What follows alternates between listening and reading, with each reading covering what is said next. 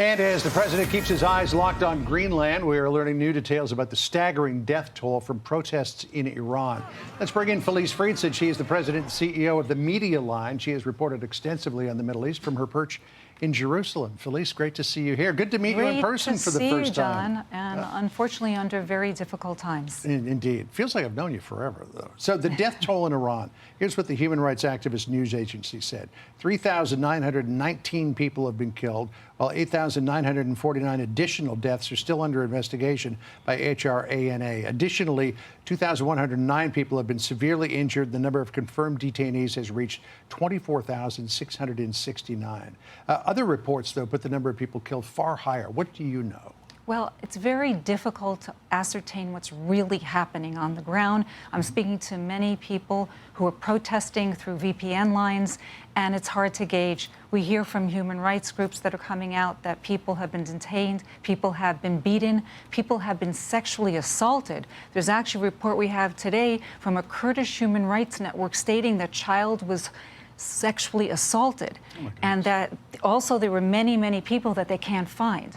So we're dealing with a situation with a blackout, of course, right now, not knowing what's really happening on the ground. As much as we think we can get, that is all we are hearing from multiple groups at the moment, and I think any network will tell you that. So President Trump threatened action against the Iranian regime if they kept killing protesters. He seemed to dial that back a bit last week.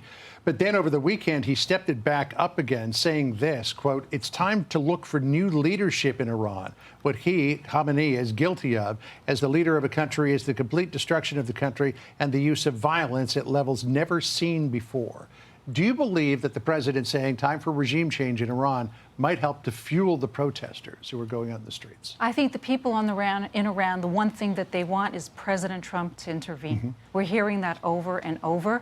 They've really put their lives on the line this time. Remember, it's been many years since 1979 with protests, one after the other from 1999 till now. Let's not forget Masha Amini and what happened to her, how she was brutally killed just for morality issues, just for wearing a hijab. We have to, this is a very serious issue when you think about it. But now you had millions on the street, and it's the time, it's now or never. And that is the reality. Yeah, and then there's also Masih Alinejad. Assassins were sent to kill her in her New York City place. And she was just appearing before the United Nations last week. But so we're not sure the executions have stopped, John, and that's the reality. Right. Well, the president said he believes that they forestalled 800 hangings, but, I mean, how do you really know at this point? Right. So the president is still considering military action against Iran.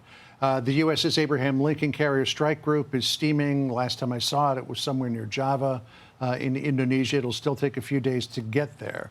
But the Iranian president, Masoud Pezeshkian, is saying, don't attack us. Here's what he said. If the people of Iran face hardship and difficulties in their lives, one of the main reasons for it is the longstanding enmity and inhumane sanctions imposed by the United States government and its allies. Any aggression against the supreme leader of our country is tantamount to all-out war against the Iranian nation. Do you believe if the United States were to strike Iran, whether or not it's a regime toppling decapitation or something less than that, that Iran would launch a war? I mean, it doesn't seem to have much left with which to wage war. Well, they're pretty sneaky and pretty creative, and the bottom line is unless America goes in, and maybe Israel will join, we don't know what's going to play out. Things are happening on the ground right now, and it'll take weeks, as we saw with Operation Rising Lion, the same thing. It didn't happen in a vacuum.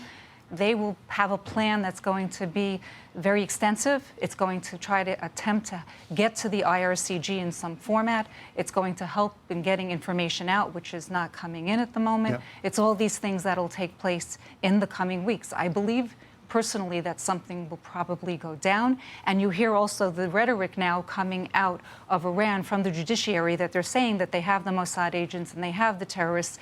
And they said that if that's the case, we know that these people could be executed. All right, well, we'll see where all of this goes. Felice, great to see you here. Thank you. Enjoy your time in D.C. and safe travels back to Israel.